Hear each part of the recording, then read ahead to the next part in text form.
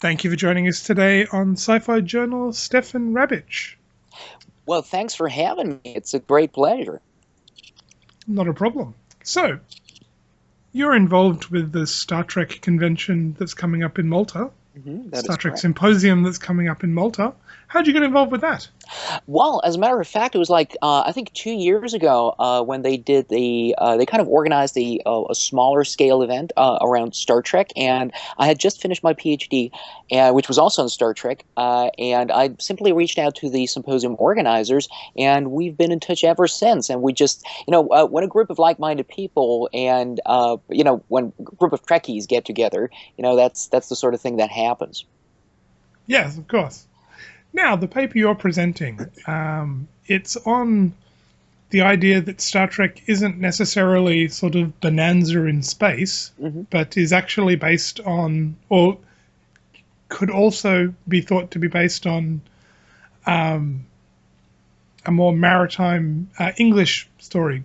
Could you explain that for us? It's not a space western? No, not at all. Actually, that's absolutely correct, even though that is very much part of the Star Trek lore. I mean, I would say this. I mean, both elements are important, but they play different roles and or perform different functions. And I mean, first of all, yes, it was never really intended to be a space western, and Roddenberry also went on record with this. He just used that as a sales pitch, or even as a ruse, I would say, to sell Star Trek or his idea to television studios at a time when the western, when the western actually reigned supreme on the U.S. American media landscape, and also the time when we get John F. Kennedy to the early '60s pronouncing or proclaiming the 1960s as the new frontier, asking Americans to think back and on their, or resuscitate their pioneer spirit. And of course, at that time, westerns were big business. They were big money. They were considered great for television and film. And at the same time, science fiction television was considered somewhat juvenile and actually too expensive to produce. And in this climate, Roddenberry tried to sell his idea for a more serious, thought-provoking science fiction show. So he basically thought of a little bit of a sale. Well, he was a good salesperson, I guess. And there was this a Western television show back then called Wagon Train, and many Star Trek fans will know this story, of course, that Star Trek has been described over and over as a wagon train to the stars. And Wagon Train was basically a very successful, popular TV Western at the time with a very interesting format. It was sort of semi-anthological, and each and every week, these stories set out west on a wagon train. People heading out west, looking for many different things, usually a better life. They would pick up stories about contemporary issues, and any sorts of issues, whether it's the Cold War, also juvenile delinquencies, marriage problems, you name it, and they package that in allegorical form. And that's basically where Gene Roddenberry got the idea for pitching Star Trek as Wagon Train to the Stars, where he got that from, and he was successful because. Of course, he did not deliver a space western. Where we've heard these stories where six shooters become ray guns, and we got spaceships instead of horses. But it's really this whole Wagon Train to the stars idea or pitch or reference was all about Star Trek's format. So to basically sneak what were then considered controversial ideas past the television censors and deal with them in allegorical format. We all know the stories about Cold War and also the scare of atomic bombs and whatnot, and this format is sufficiently flexible that it could be adapted. Of course, later on, later Star Trek shows and movies did the same thing. Always reacting to what was going on, usually in America at around the same time. That, for instance, that's why the original series was so much a quintessential product of the 1960s, and Next Generation, by comparison, was very much a product of the late 80s, early 90s, and that's what this format was all about. However, underneath all of this, that's at least what I describe, both in my paper, but also various other things that are going on right now, publications and so on and so forth. There is, let's say, a lesser known side to Star Trek. And that has to do with what is commonly known as the British Golden Age of sail. So we're talking about this maritime world of what was roughly the 18th century, kind of reached a high point in the late 18th century, early 19th century. And all of this has to do with one Captain Horatio Hornblower.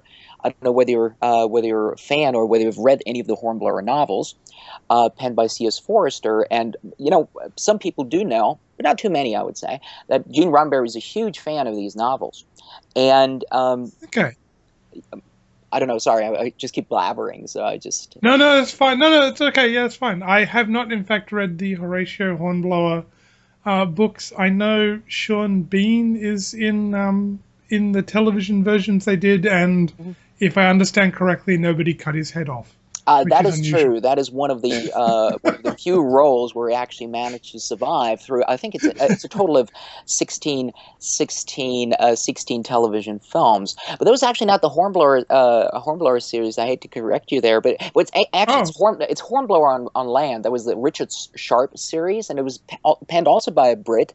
That's fine. And I forget his name. Correct away. Yep. But it's basically the same kind of type. It's just Hornblower on land, if you will.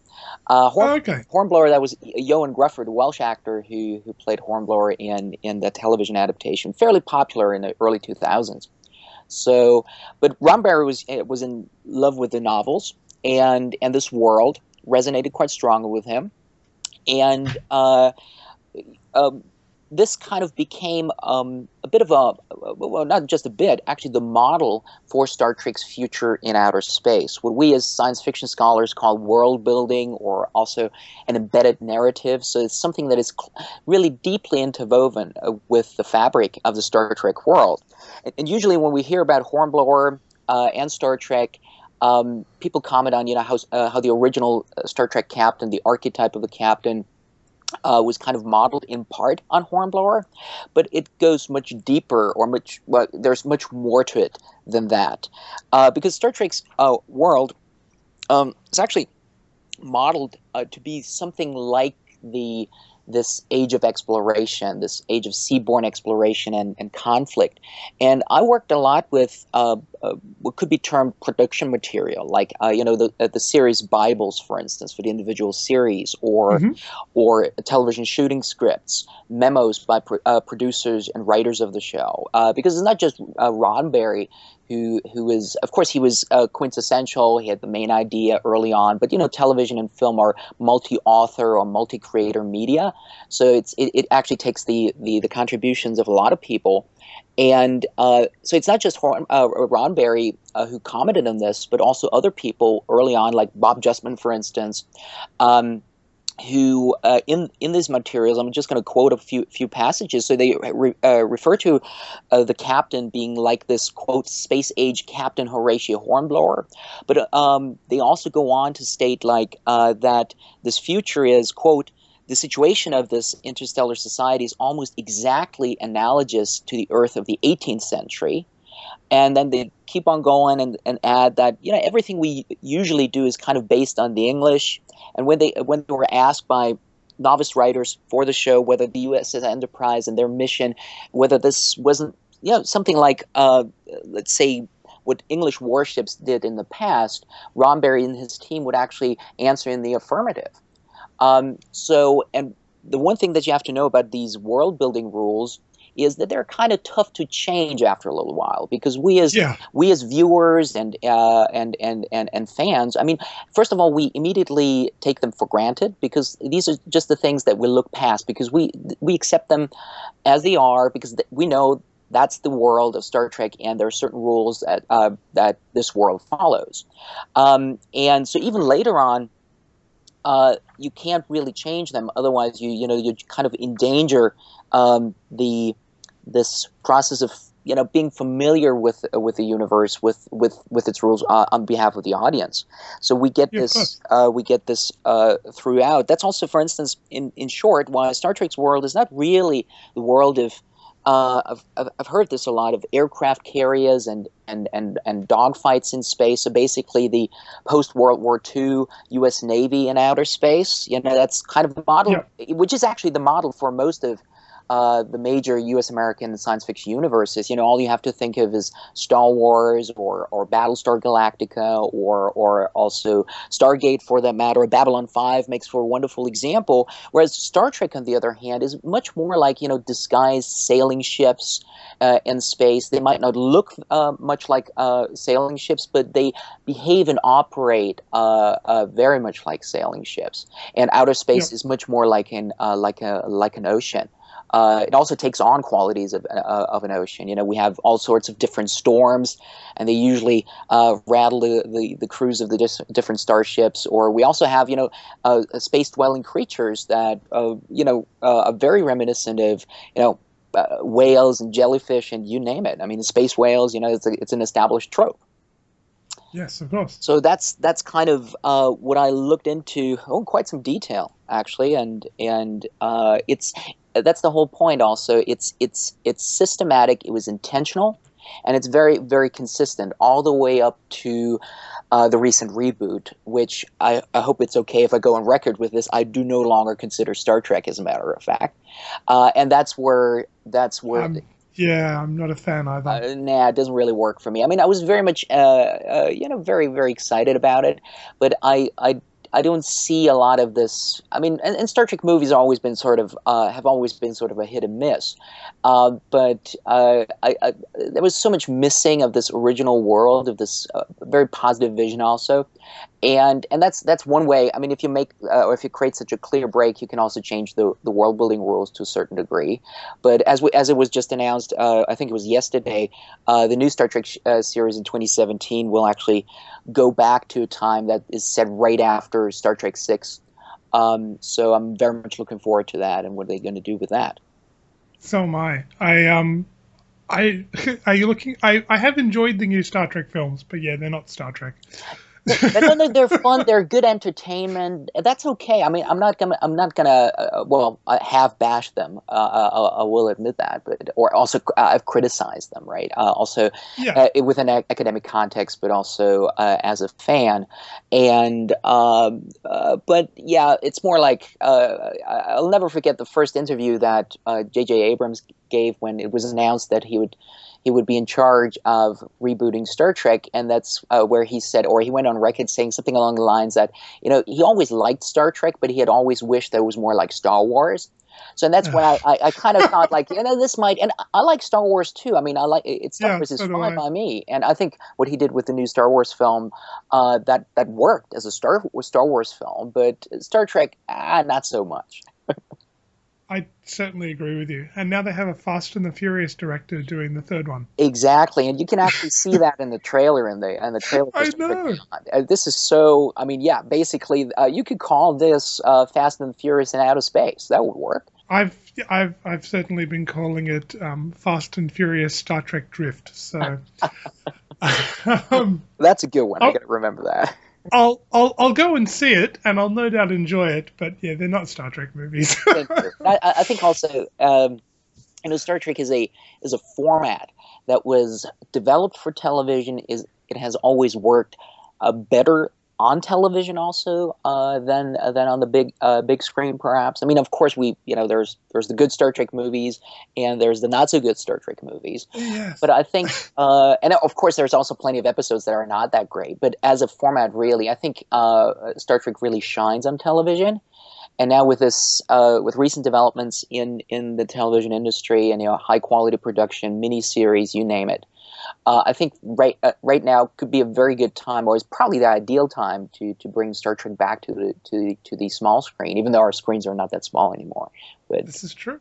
Actually, I suppose it would be really interesting to see what something like Netflix would be able to do with Star Trek, with their way of. I don't know if you've been watching the new Daredevil series from Marvel, but no, but people keep telling me that I should, and it's amazing. Yeah, But it's just interesting the way that when they're doing storytelling, they don't have to tell. I mean, the original Star Trek needs to be told in 40-minute chunks in a way that can be put into syndication. Exactly. But at least now with sort of Amazon and Netflix and that, they go, here, you've got a 12-hour block of television to tell a story. Mm-hmm.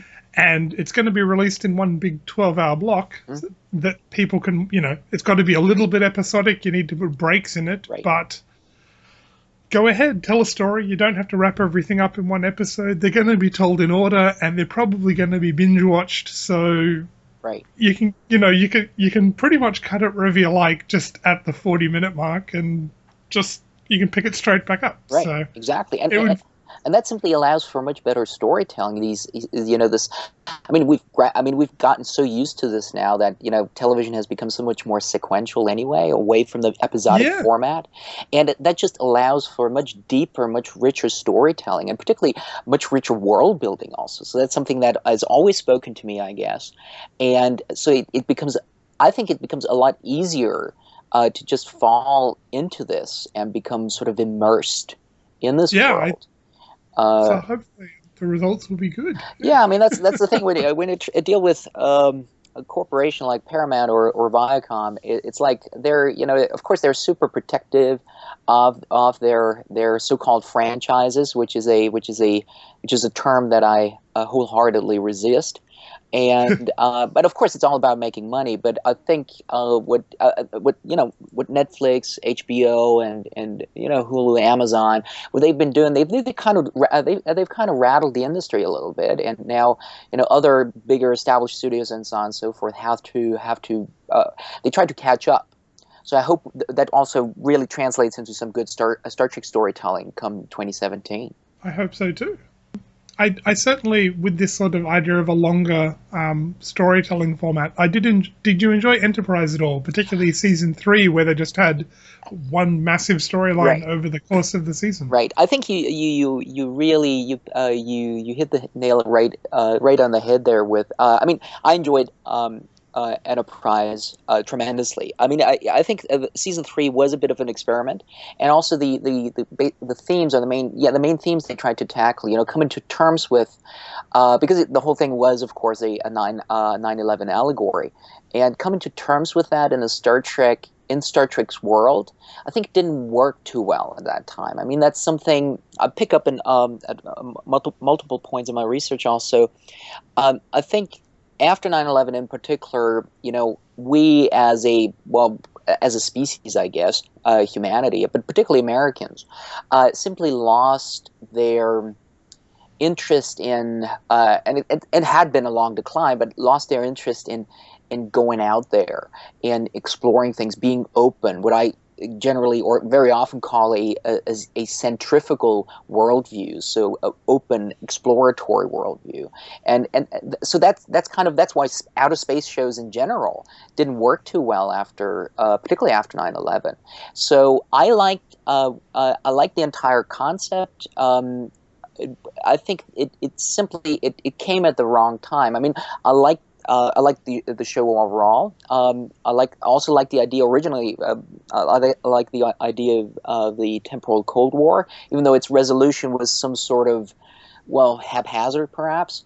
Yes. And one thing I loved seriously, and that was so painful about Enterprise, was in the 4th season with those mini arcs. Those 3 episodes Yeah. that went together.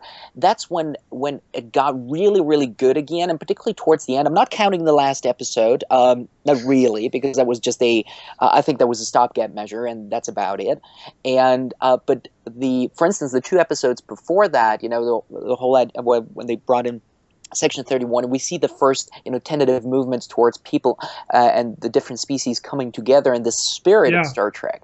And you could have, I'm pretty sure you're familiar with some of the plans they had for seasons 5 and even 6, where we'd get into more of this conflict with the Romulans and people actually, different species trying to, work things out, coming together, like we saw at the very end of season 4. And that's something that I wanted to see more of, and unfortunately it didn't happen. So it was very, very painful, actually. Yeah, that would have been good. Oh well. Ah well. Such is life. Yeah, such as life is like. I mean, it was at the end. I also think that season 4 then in particular Rick Berman and his team, and when they brought Manny Coto on board, I think that was much more geared towards just the hardcore fan base. But if you rate television for just a group of fans, even though if it's a very large group of fans like Star Trek fans are, it's still not. It doesn't translate into money. So it's economically not viable. That's the trouble with that. I mean, that's the harsh reality, I guess. Yes. Oh well.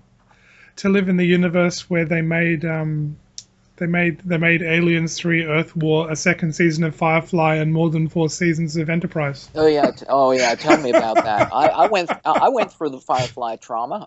And, I mean, I do plenty of science fiction, also cross media. It's just Star Trek. Star Trek happens to be the one universe that I'm most intimately familiar with. Yes. After all, I've been a Star Trek fan since.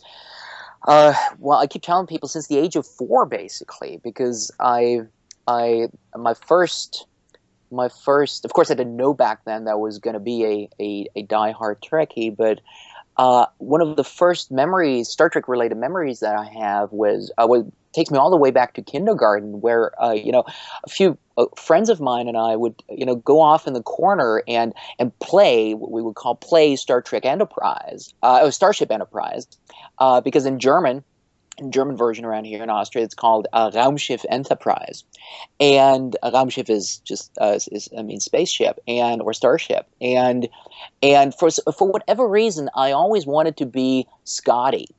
I don't know exactly why, but I was fascinated back then. Yes. That's one of my first memories, and since then I've gone through various different stages of being a fan.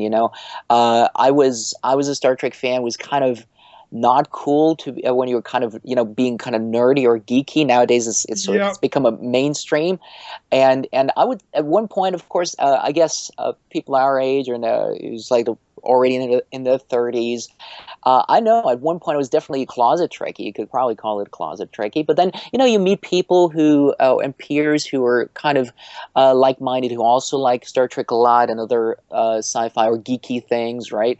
And that led to a couple of friends of mine and I getting together, founding a fanship at one point. You come up with all those characters, your character profiles, and by now I've reached what I usually call the academic stage, because I had the good fortune of working on and with Star Trek academically now for a little while. Also, whenever I give a paper or a lecture on Star Trek, I usually wear a T-shirt that reads "Academic Trekkie." So, oh no, custom made. I should probably turn this into something and make some money off that. But it really reads "Academic Trekkie," and the A in academic Nice. is the communicator, and Yep. and I mean, because apart from it being good storytelling, it's being good science fiction also means that, and having all these allegorical stories in there means you can do a lot with it, of course. Particularly when you and I'm doing American studies, so you can do a lot with that, and I've been using that in classes, even basic introductory classes, even though there's a bit of an age difference already by now, but everyone has at least heard about Star Trek, and since it's good science fiction, also it allows for an easy introduction, for instance, to things like big concepts like the scientific method, critical thinking. I mean, that's the equivalence of the scientific method in the humanities. I've so far taught 2 seminars on science fiction. Last year, a friend of mine and I from the history department co-organized a semester-long lecture series, an interdisciplinary lecture series, where we again use Star Trek as a laboratory, I guess, where 15 different people, academics from 11 different disciplines, came together and basically looked at what you can do with Star Trek coming from their own field. And that worked pretty well, and so that's the sort of stuff I've been engaged in, and I've been extremely I consider myself extremely fortunate, even though academia is a tough world, and I haven't made it by any means. It's like getting a foothold is a bit challenging, and especially then depending on who you talk to. If you say like, I'm doing Star Trek among other things, and they say like, you're completely nuts, right? So every once in a while, this still kind of haunts me. But then again, you know, popular culture, popular culture artifacts, whether it's the latest, I don't know, whether it's the latest season of House of Cards, it's just because something I do at the moment also, or I don't know, your music video about Lady Gaga. Popular culture simply matters precisely because it's in the word, because it's popular. That means Yeah. it resonates with a lot of people. That also means there's something in there that reflects back on what's going on in the society and the culture at large. And let's not forget, and that's always an easy defense that I've created for myself. Shakespeare was also very much what was considered very much part of popular culture back in the 16th century. So again, it was written, and he wrote it for the masses, for the mob, if you will, for the entertainment of as many people as possible. And by the same token, Star Trek and other popular culture phenomena are relevant today. But it's not always. Yeah. But I'll say this: it's not always an easy argument. Fair enough. Well, if people want to find more of your work, where's a good place to look? Well, so far, I mean, since I'm still more or less at the beginning of my academic career, I have published early versions of individual bits and pieces, if you will, of my work in places like there's a journal called Reflections, which is the magazine of the C.S. Forester Society, so the fan base of around Hornblower, or also an article on Starfleet captains as hornblowers in space in a journal called Networking Knowledge. And now I'm finishing up on, and this is going to come out fairly soon, an article on Star Trek, basically what I've been talking about now in the nutshell, an article on Star Trek, an article for a special issue on Star Trek's 50th anniversary of the journal Science Fiction, Film, and Television. And that's in the copy editing stage at the moment, so it's going to be out for the 50th anniversary. And I'm still working on my book, and these things always take a little bit longer, but I'm going to publish a book on Star Trek Secret, what I call Star Trek Secret British History, which is basically an adaptation of my dissertation, and that's under contract with McFarland, but it won't come out until 2017, I'm afraid. But Star Trek's going to be en vogue for a little while, I guess, particularly now with the television, with a new television show coming out, unless they mess that up, of course. So those are probably the places where you could go to and find some of the things. And I mean, the lecture series I was talking about earlier, all you have to do is punch in Star Trek and the YouTube channel of the University of Klagenfurt, and you'll get the individual lectures of the Star Trek series. Some of them are in German. They will be dubbed sooner or later, but some of the lectures, including mine, are also in English. So that's something. We'll also talk a little bit about Hornblower and Star Trek in general, what you can do with Star Trek academically. So that's those are probably a few avenues people could turn to and check things out. Okay, well, thank you very much for taking the time to join us today, Stefan Rabitsch. Well, thanks for having me.